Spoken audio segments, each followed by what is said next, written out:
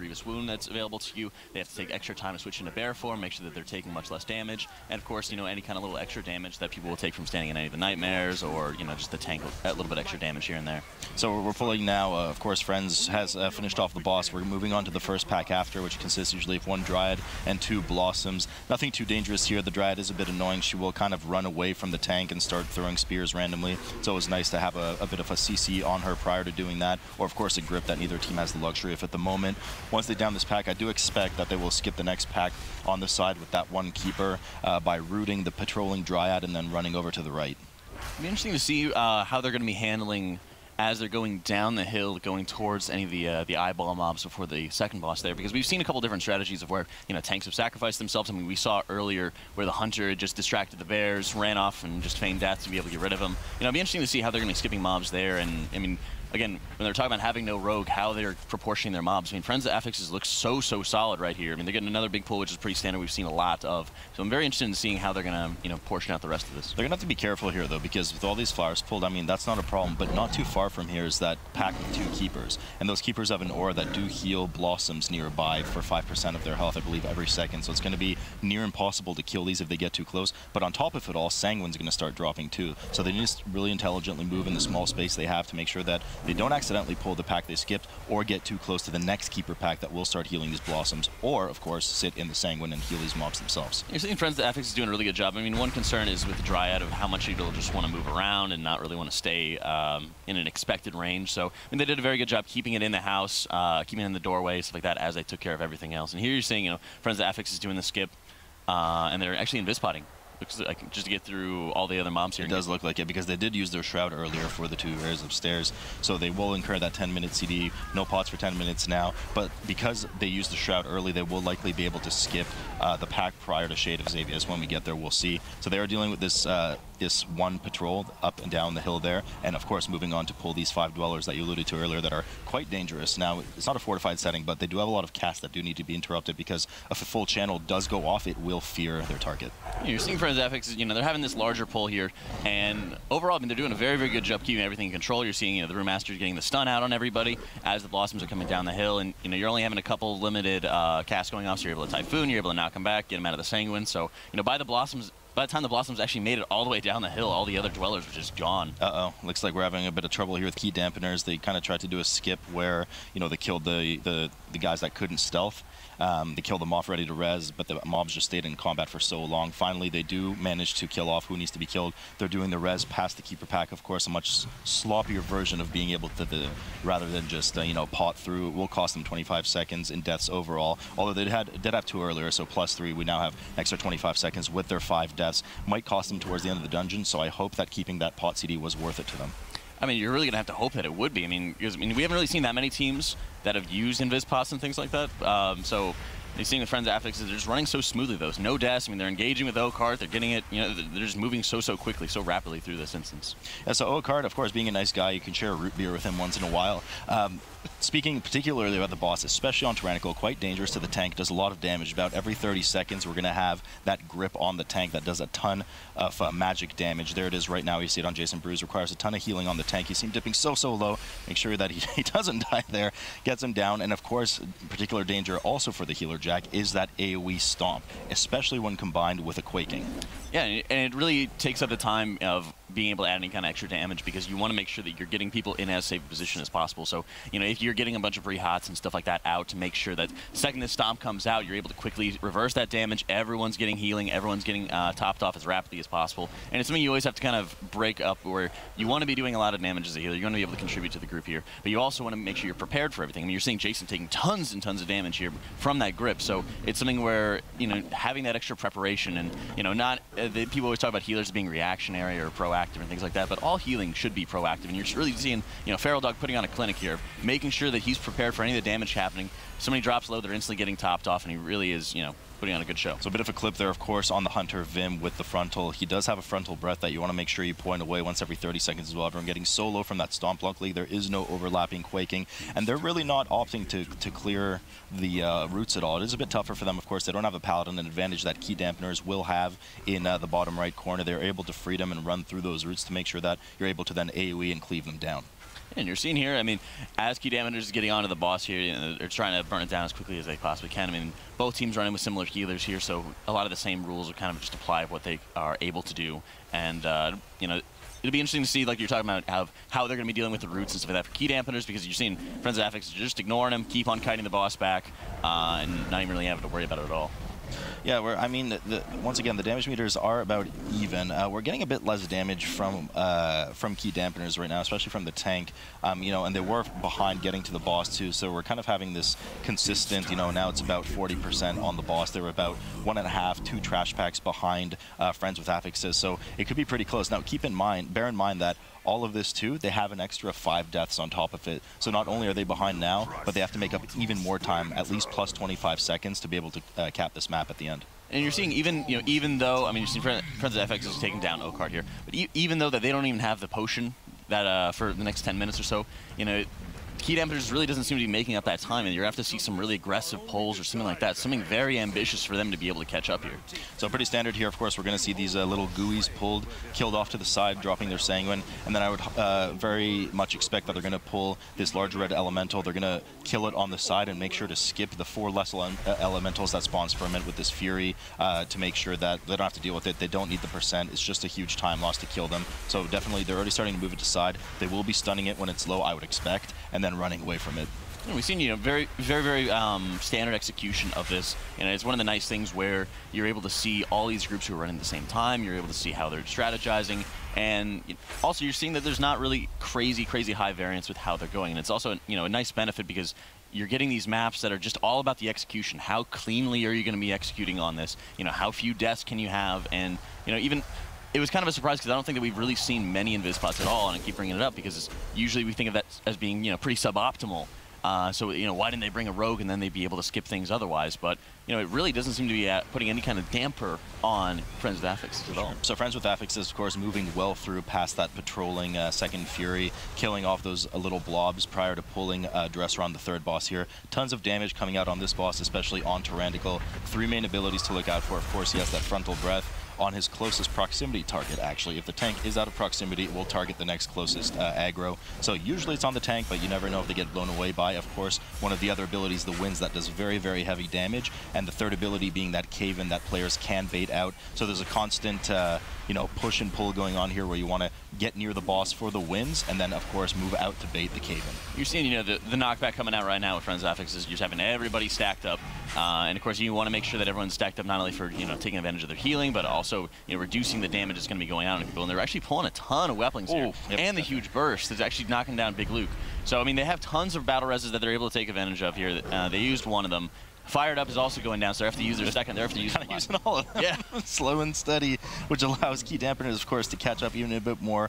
They are waiting for that last Fury to patrol, as we did see earlier with Friends with Affixes, and they're now moving to Dressron's room as well, and they're prepared to pull. They're also 7% behind Trash.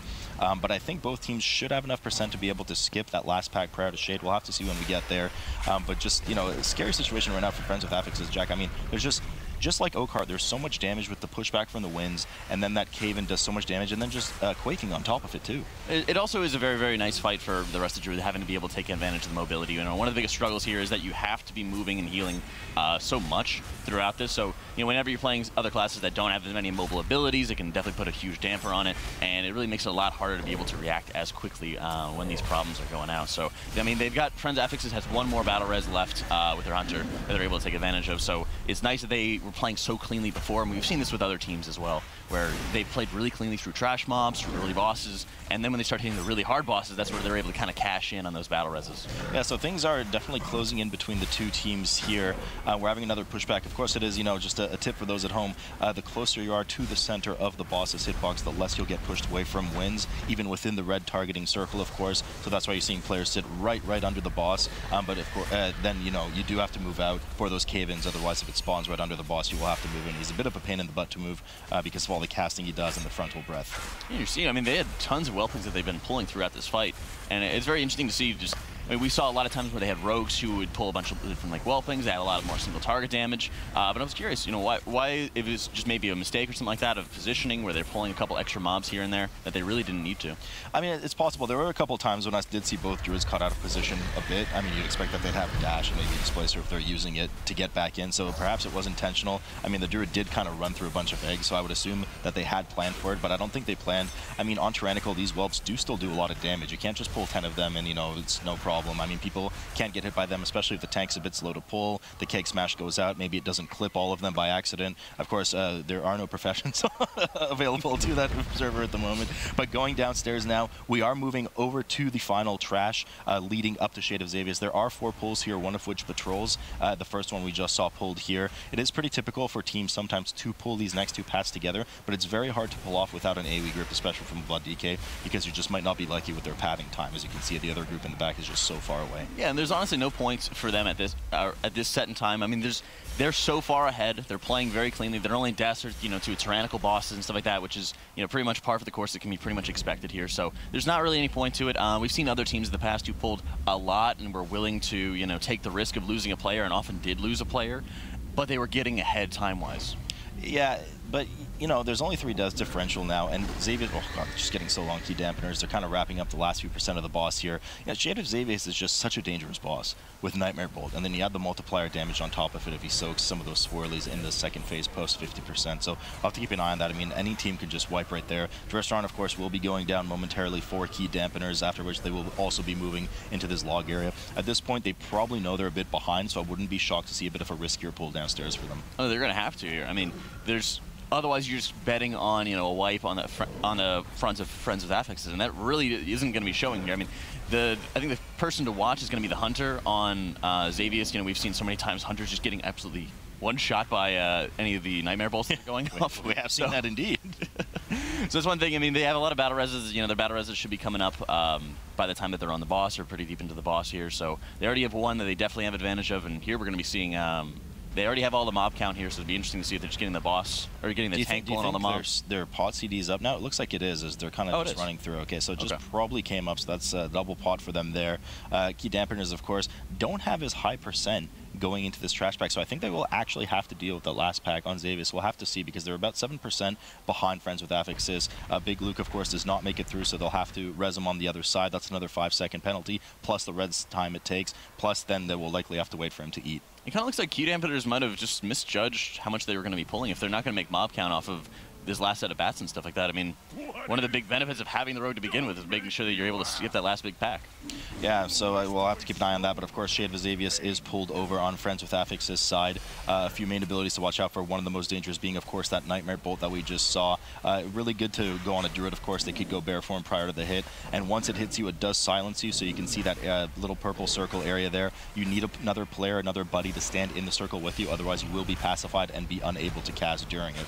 And you're seeing the growing paranoia is going out, and so first the Nightmare Bolt goes out on Big Luke, and then the growing paranoia goes out, and that little red zone that is sprouting out of him, of course, will fear Big Luke if he does stand too close to anybody. So, you know, something where you have to be standing very close to somebody, then if you have the Nightmare Bolt going on him, and then you have to make sure that you're spreading out. Right there you're seeing Feral Dog, who's getting drained by Xavius, the Drain the Weak that was going off. So he, you know, he's a little bit caught off guard, and then he switches into bear form to make sure he's mitigating the damage a little bit better. It's quite a lot of damage, that too, and of course the paranoia, as you said, will nuke a player if they go through. So they are actually stealthing past the side. They do have 7% left. Maybe they're planning on dealing with it after the boss, or of course in rare circumstances we have seen that sometimes there is a display issue. Hopefully that's not the case, so we'll have to keep an eye on that. They will be pulling Xavius too. Momentarily about 8% now on Friends with Affixes. The Shade of Xavius will do that massive AoE that will damage the group quite heavily. Luckily they do have a warrior for that commanding shout. It should help kind of buffer some of that damage, but as you know, the healer will very quickly need to heal everybody up to make sure that a Nightmare Bolt, if they have bad RNG, doesn't hit right after on a player that's low. Yeah, but right here you're seeing, you know, everyone going into bear form, turtles going up, all the defensive cooldowns that are available, tranks up, and, you know, having those defenses is just so nice. You really don't want to be taking any kind of unnecessary risks if you don't have to, and, you know, this damage is just so heavy. So you saw everyone basically stop doing damage, pop, you know, whatever the defensive that they had, if it was going to keep them from the rotation. So, you know, they took no risks there. And then the other thing to worry about after that point is just the Drain the Weaks and the Nightmare Bolts. And you're seeing Feral doing a really good job of making sure that, and he's going into bear form, he's having the proper healing set up ready for it. And It's a very good show. Yep, and Shade here, of course, is kept on the side. It kind of minimizes the chance that some of those swirlies drop on him. If they do buff him and, of course, damage any player in the area. But so far, they've had pretty good luck making sure none of them even spawn near him. Sometimes it is a bit of a pain in the butt to move him. You can't always get him out of those swirlies, as he does cast a lot, as we're seeing here. And I do see, of course, some of the players probably gearing more defensively, too. Wouldn't be shocked. It looks like there's probably 2 Pridus on Feral Dog and 1 on Vim. Wouldn't be shocked, again, also to see some of Stam Flask. I mean, this boss can just turn things around really quickly, so you just want to make sure. And one thing that we've seen through Xavius all the time is that, there's so many times where these deaths just make all the difference. I mean, we even saw, with one game coming down to a fraction of a second, where, these little deaths here and there really make a huge difference. So it's something that you have to be very, very careful of, and losing a little bit of damage just to be taking advantage of Pridus is so worth it on a fight like this. Yeah, and I mean, Friends with Affixes looks like they're just going to get the kill here. It should be their first win easily, and we're up 1-0 now for Friends with Affixes after that Darkheart Thicket. Friends with Affixes executing very well there. I mean, we saw some matches yesterday where, it felt like there was a clear reason why one team maybe lost to the other, but this one, this was fairly close. Unfortunately, Dampeners did take a couple deaths that definitely seemed largely didn't have to happen. But otherwise, just looking at the damage meters over on my side, shout out, by the way, to Details for the sweet damage and now healing meters we have, Jack, in honor of your return. Thank you for allowing us to use that. We saw over on the side of Key Dampeners, the damage was a little bit lower. That Fury Warrior really is something I would call into question. Yeah, I mean, everything was just a bit lower too, and they were also just a bit sloppier with like some of their skips. Even though they had that rogue, skipping that double keeper pack just took so long for 3 people to die, to wait to get out of combat and to finally res. Speaking of that, I did actually get clarification. They were at 93% trash clear, so that was correct. So, okay, so it was correct. Yeah, the way they actually went about that is a little bit confusing. It definitely shows that, Friends of Affixes is really a lot cleaner on their execution here. You wonder, I mean, one of the big things like we were talking about is having the rogue. You want to be able to skip that last trash pack right before the boss comes out, and they really just didn't. Oh, no, they wanted to, and they did. They did. I'm not sure that was the call there. But, as you said, they probably had a feeling they were a little bit behind. Think, okay, let's just get through the boss. Maybe something happens with the other team on the boss, and then we go deal with the trash. So I mean, could have just escaped their thoughts. They clearly just missed a pack somewhere, and they would have had to backtrack to that particularly hard pack, too. I mean, both teams just, everything was quite clean for the bosses for the most part. We did have a couple of deaths on Dresseron, nothing too crazy. And these are tyrannical bosses. I mean, we're seeing a death there. It is pretty easy to slip up on them and have a wipe just like swirl out of control any second. Yeah, that is one thing I've really noticed this weekend as we've been covering, the Western teams. They've really been super cautious about that tyrannical affix. They have not messed around with that. We saw one Shade of Xavius got to 50%. Defensive cooldowns come out. Nobody takes any chances. They've really respected that, whereas, we were seeing some issues yesterday with more kind of the AoE-based affixes.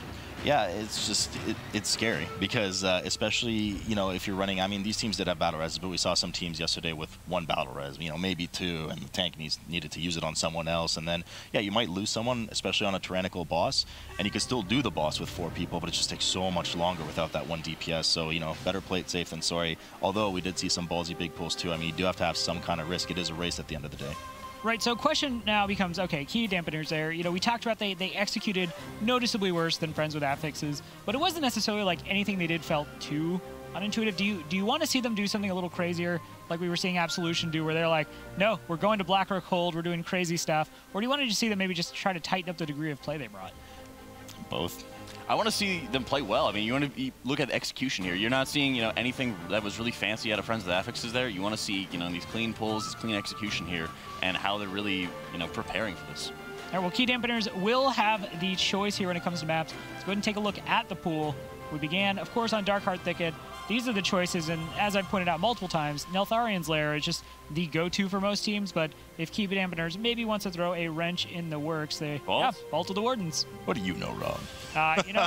My stats mean nothing. And again, this is one of those things where Darkheart Thicket into Neltharian's Lair seems like it would be kind of the way you would approach if the standard game was working out for you, right? If the meta style was favoring you, okay, these are 2 maps that go that way. Vault of the Wardens is definitely the hard right in terms of, okay, maybe we can do something tricky. There's a lot of different ways you can approach the pulls.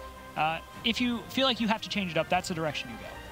Yeah, and I mean, this is one of those dungeons, I say it every time, and we've talked about this, it's just so front-loaded with trash. I mean, we're talking like 50-ish% of the trash is done prior to the first boss, and of course, we do have Tyrannical again, so it's not too dangerous, but we have Teeming and Volcanic on this one too, so more of that dangerous trash. As soon as we see that trash hurdle, it's all just going to be single target, almost almost in a row. You know, 5 bosses, Tyrannical, Tyrannical, Tyrannical. So much health to chew through. So we're probably going to see some flex towards single target. I wouldn't be shocked with some of the talent specs. Yeah, absolutely. And what you're seeing here is just, it's not a far cry in terms of the pick. I mean, Vault of Wardens is, of course, you know, one of the early dungeons that was coming out there. So I don't think it's going to be too big of a surprise. But with so many teams always picking Nell Slayer, I think that you got to switch it up a little bit. Yeah, definitely that whole map pool is really a fair degree of safe picks, right? There's nothing in there that screams like, okay, well, this is the crazy way you'd go. Vault of the Wardens does, at least the trash can be difficult, as you were pointing out. And, you know, there are some bosses that are at least not fun to fight against, obviously. I think they're all fantastic. Tormentor coming to mind. I don't know why people dislike that boss so much. I think it's So it's too much moving. Like, I just, why won't he just stay put and die? You know, just making me run around. You know, I just want to hit 1, 2, 3, win the game. Do you have any other key binds after that? No, NA cash. I was gonna say, this is what it's like down when you're regularly taking out those mythic +3s. Yeah. Yeah. You only need 3 Slow down there. Slow down.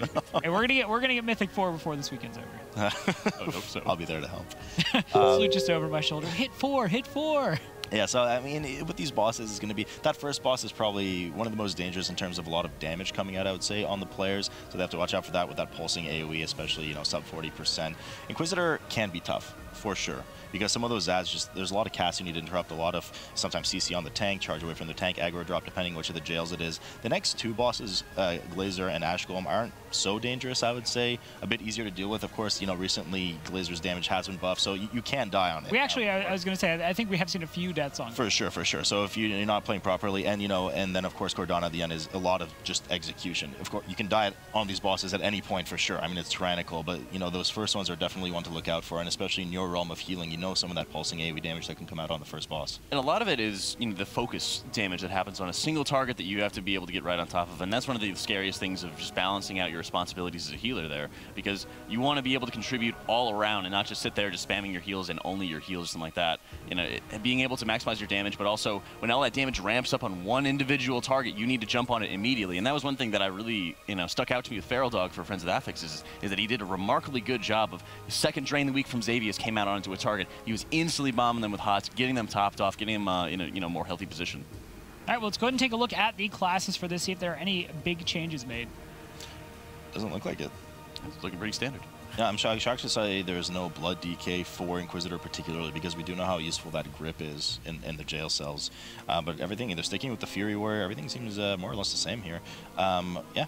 Still no rogue over on Friends with Affixes. You know, I'm curious to know if this is just a comfort pick for them and they don't feel comfortable breaking into other classes, or this is just what they believe for their strat to be the best. Yeah, I mean, there is the consideration, too, that for a lot of these players, maybe they only play certain things, and it's one of those issues where they don't really feel like they are comfortable on other classes, right? So, you know, they were like, nah, I'm playing a Brewmaster Monk, like, that's what I'm doing, whole tournament. And they're doing well. Brewmaster's not bad, certainly. Yeah. I mean, he can dish out a lot of damage. It's really safe as a tank, too.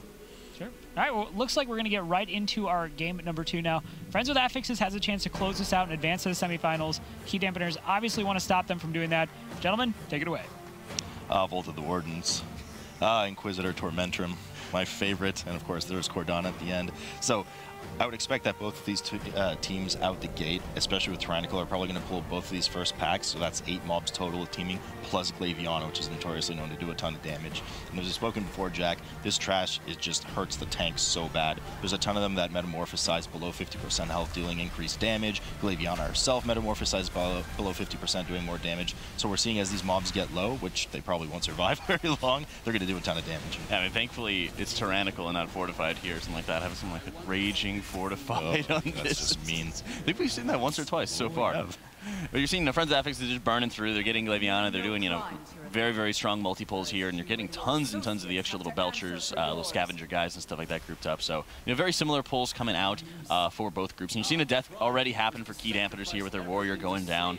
So it's, you know, it definitely is an execution thing that we keep on seeing here, and that's one thing that, you know, Key Dampeners really needs to work on reversing. It is dangerous, and some of these mobs do, especially the Emiliant Fury, they actually do have a frontal cleave as part of their attack sequence. You know, they have a single strike with one hand because they dual wield, and of course a frontal cleave with the other. So especially if they're doing more damage at lower percent, you definitely don't want to be in front of those mobs. Myrmidon's now being introduced, of course, on Friends with Affix as one of the Naga mobs. It does have a frontal cone that does silence, so the tank has to make sure to point them away from the healers, and of course the healers needs to make sure to move out of the way as well. You're seeing, positioning is such a huge factor here of knowing where your tank is going to be going, how he's dragging, how he's facing all the mobs together, and that's actually one of the nicest things as a healer, that whenever I'm watching how the tank is moving around, it's actually really nice when you have these larger mobs. You can get a better idea of where everybody is facing, because sometimes it can kind of get lost in the mix. Sure. So they're moving up now to the last pack, Friends with Affixes, that is. There is one patrol here of 2, followed by a pack of 5, and of course another 2 around the corner prior to going to the first boss, Tyrathon. There are some very dangerous mobs in these packs that once transform, you do need to interrupt their Fury cast, otherwise it will kill the group. And of course there is that Fell Beam cast. There it is right now. It's going around the side that you saw that punt happen to make sure that they interrupted, because that beam will one-shot you. You seem to a very, very ambitious pull here with Friends of Affixes, but they're doing. Oh, there's the beam. Like you're talking about beamed. NA beam. Friends of Affixes having a lot of deaths going down. They're trying to get some battle reses going, so they're getting the Boomkin up, and they're trying to get the Monk up as well. That just was not enough. Because the Fell Fury cast afterwards, if you don't interrupt it, it's just a one-shot. That's why it's such a long, forgiving cast in terms of being able to interrupt it. And of course, that Fell Beam is not an interruptible cast. You do have to hard CC it with either a punt, stun, disorient, whatever you may. Key Dampeners, of course, moving on that same pack right now, seem to be doing a better job of surviving. The Rogue has already procced his cheat death earlier, though, so he is vulnerable as well now.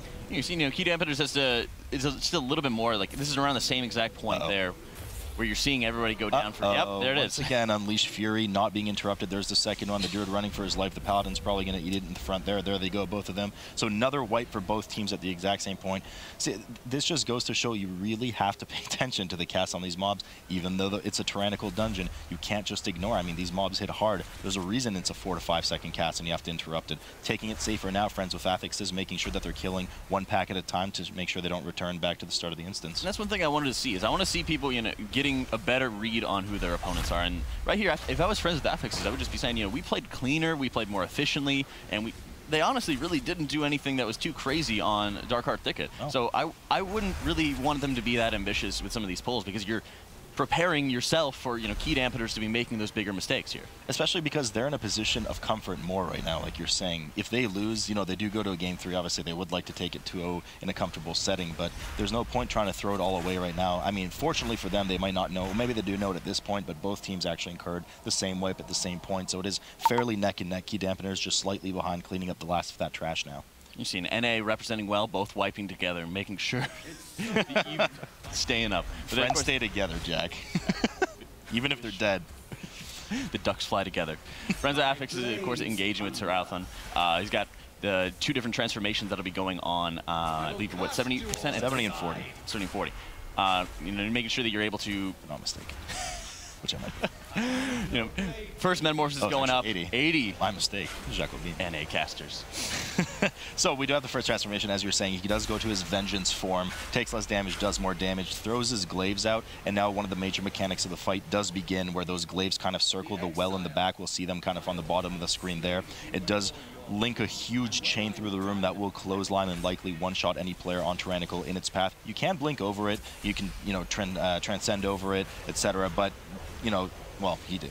There you go. Barrel Dog just did. But you don't want to kind of screw your melee over. They do want to be able to DPS the boss, and then we'll see the second transformation in Havoc form afterwards as well, where he will gain his I-Beam ability, and you will have to dodge it, because that also will one-shot you, similar to how we saw in the trash. We've seen, some very nasty I-Beams throughout just the history of doing this fight, and that's one thing that it's, it's coming, where it's going to be going, but we're still seeing people dying to it. You're still seeing, the simple mistakes that are going out. So it's very, very simple for, especially because these bosses are